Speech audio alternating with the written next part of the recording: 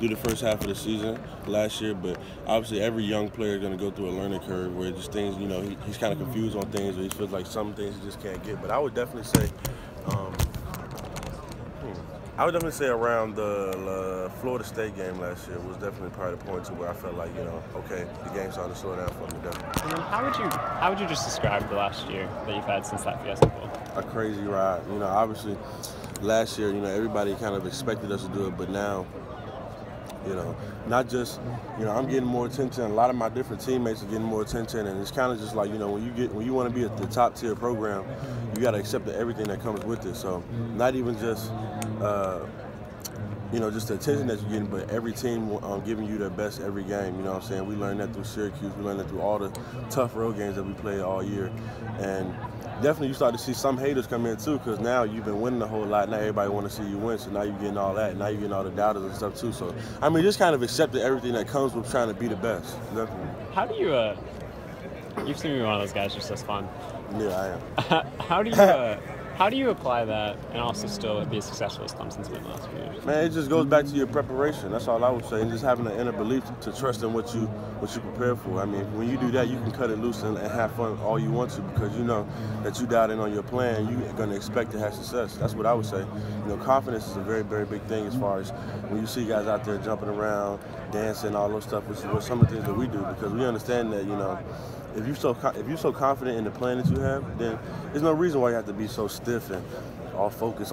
Just so serious, like big, wide eyes all the time. You know what I mean? Because at the end of the day, you know what to do, and you just go out there and have fun with it. When you were asked about the NFL a couple weeks ago, how long have you been thinking about your answer to that question? I haven't been thinking about it much. I don't really have. Is that just off the top of your head when you answer like that? Yeah. Not really off the top of my head. It's kind of the same answer for anybody that asks me about it. You know what I mean? Because it's not fair to myself or my teammates to really focus on that right now. You know what I mean? And I definitely don't want to focus on that, because I'm so dialed in on beating Alabama. Because at the end of the day, if I don't play well in these two games, a lot of guys, draft stock or whatever, can be hurt regardless. So it doesn't really matter to me. But what does What does it say about your last year that conversation is already popping up for you?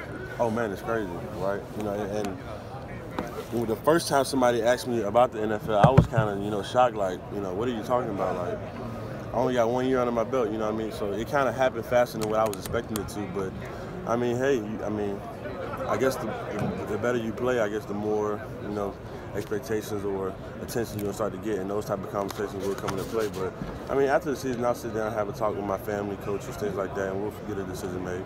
Do you feel like you've come that far already in your mind? Like you said, it took you by a little surprise. Do you feel like you're there? I'm very confident. I'm very confident in myself and my abilities. But then again, I don't know what I don't know. So that's why I'm saying I'm going to have a talk down with some of the people whose opinion I do value, and I'll get a better understanding of what my decision is going to be. Clelin, talking to Christian a few minutes ago, you guys have got a camaraderie on the defensive line. You guys are very well versed in what each other knows. I hate them. I hate all of them. Tell us what it's like to have that feeling, the guy next to you kind of know what he's going to do. Man, that's the biggest thing, man. People ask me all the time, what's the main thing that makes your defensive line or defensive front so good this year? And I would just say, it's just the brotherhood that we have, the love that we have for one another. When you want for somebody else what you want for yourself, that's going to cause you to push that person even further, and that's going to cause you to play harder for that person, because you understand that it's not just about you. It's about a collective group wanting to have success for themselves. And then when you have everybody in that group that wants to be great players individually, the sky's the limit for you. And then obviously we care about the person first, So I definitely can say that if we didn't be good as friends first, we definitely would not be as good a group on the field as we were off the field. So it's been huge. There's been talk that, this could be like almost a passing of the torch of the elite program in the country. You guys won it all last year.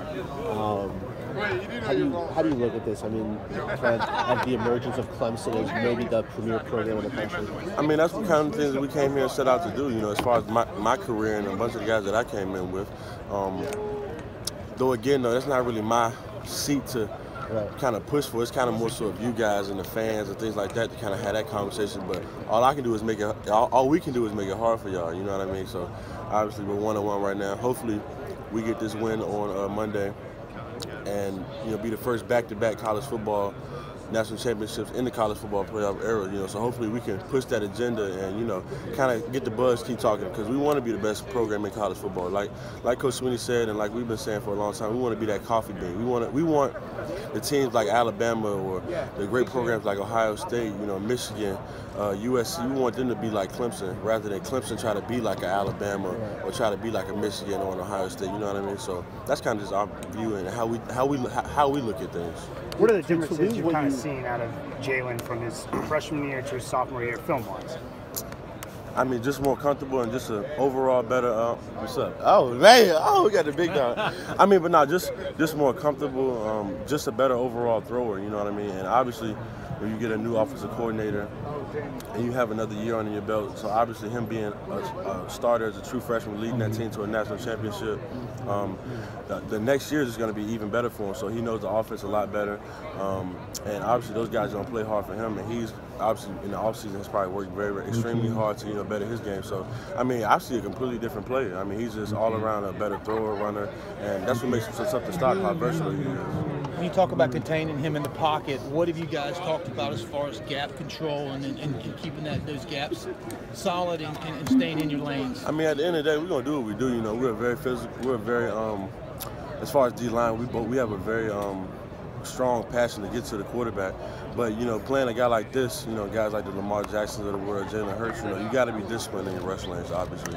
And you just got to understand where he is and where he likes to run as far as when he does pull it down and tries to scramble, because guys like that they don't just scramble and run, they can scramble and bomb it down yard to a guy like Ridley, you know, for a touchdown. So it's just one of those things where you just have to know where he is and be ready to go get him if he does pull it down. What does it say kind of about the program that you can lose what you lost last year and to get back here? I mean, it just shows how battle tested we are, you know, and I feel like, you know, that it starts with bringing in the right guys. Obviously, Coach Sweeney told us last year, you know, this team this year didn't win a national championship. Right. You know, the program did, but this team right here hasn't done anything. So it's more so, what is your mark on Clemson history want to be?